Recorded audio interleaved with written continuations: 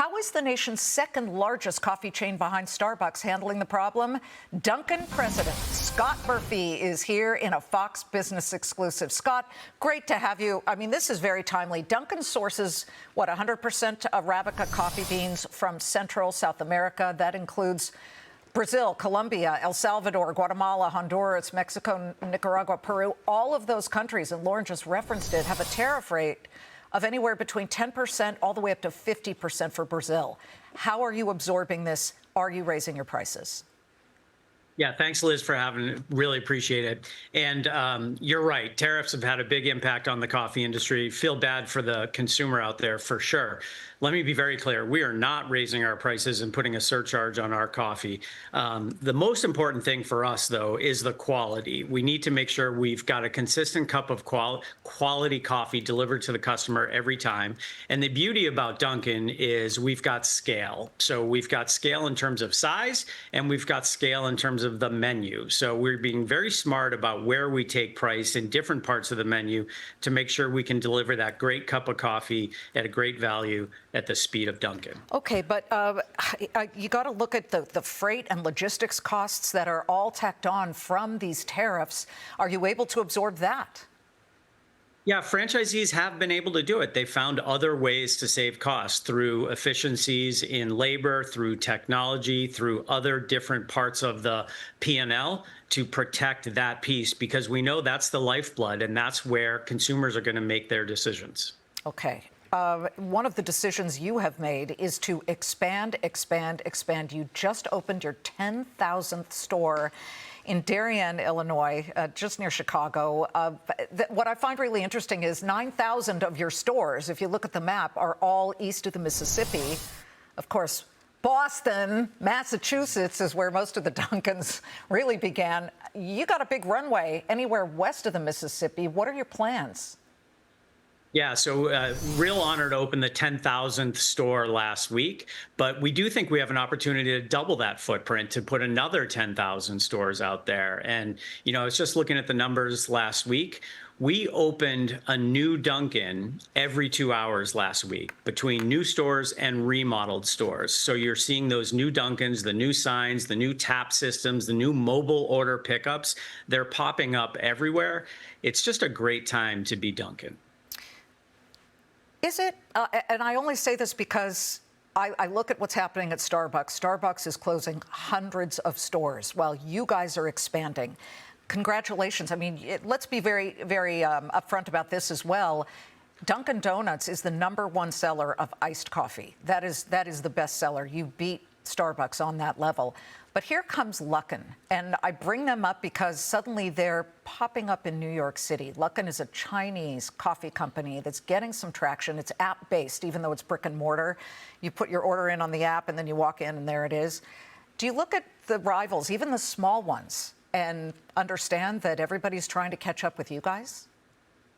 Yeah, I mean, everyone's trying to get into this space. It's an attractive space, and it's a space we dominate, right? We invented iced coffee, literally, but we've been around for 75 years. We've continued to innovate hot coffee, iced coffee, espresso, iced espresso. Now we're into the refresher game, energy, zero-calorie drinks, and we just continue to pivot and innovate, and consumers love it. And so, no, I'm not worried. In fact, I welcome the competition because we've owned this space for a long time, and I believe we'll continue to do so. Those new innovations, people love those. They also love the fact that Dunkin is king of the collab. You've got Sabrina Carpenter. She's got her own drink now, the Shaken Espresso, and then the Daydream Refresher.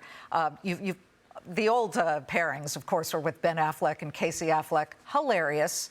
Jennifer Lopez, even in these commercials. But what do they do for you? Can you see a positive correlation between a Sabrina Carpenter pushing a drink at Dunkin' Donuts and actual revenues coming in? Oh, absolutely. The ROI is there. The old days of traditional linear TV and campaigns are being replaced with these new wave, sort of social heavy influencer campaigns. We did a Sabrina Carpenter cup drop sort of on a Wednesday afternoon, and people swamped the stores to get them. The collaborations with the stars are the way of the future. You just need to make sure they're very authentic and they're connected in a way that really displays the core of the brand. And Sabrina did that. Ben is the best example of that. We extended with Ben Affleck that you're showing right there.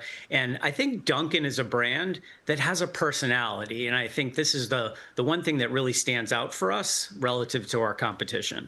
Okay, I have to ask you because I know the Super Bowl is several months away, but your Dun Kings commercials during the Super Bowl got so much traction. They're everybody's favorites. They're hilarious with the Affleck brothers and with Jennifer Lopez and some of them. I mean, I think it's a couple of years you've been doing them. Can you give us a tiny window into what the plan is for this coming Super Bowl next year? I would just say stay tuned. Oh, come on. Well, Casey is my favorite because he acts like that typical Southie guy with the cigarette outside the door. I mean, it's very, very clever. But it costs a lot to bring in some of these people. Is the payoff worth it? Yeah, I think it really is, because what we try to do is stay in the conversation, right? We try to put Dunkin' where everyone is.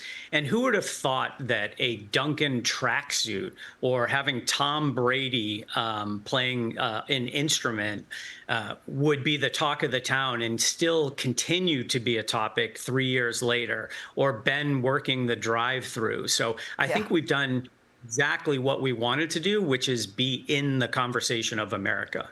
Scott, what strikes me about what you've said during this entire interview is this one point. You said, let me be clear, we are not raising our prices. If these tariffs continue, at what point will you have to cry uncle and pass on some of the costs to the consumer? Yeah, of course, we're continuing to monitor it. We've got data analysts watching it every day. But the beauty is we've got a very sophisticated model that looks at every single piece of the menu for every single store across the country. And it looks at a competition, it looks at the economics. And you may not just see it on coffee, it may be in different places, like I said earlier. And I think that's the plan. You got to be really smart about it. You don't just want to put all the price increase on one product like coffee. We need to have it in very intelligent places on the menu. That's the power of Dunkin', helping our franchisees do that smartly. Scott, we are watching it and we are protecting our Dunkin' Donuts and coffee here from the entire newsroom, which is waiting to just pounce on this. So thank you very much. Good to see you. Thanks, Liz.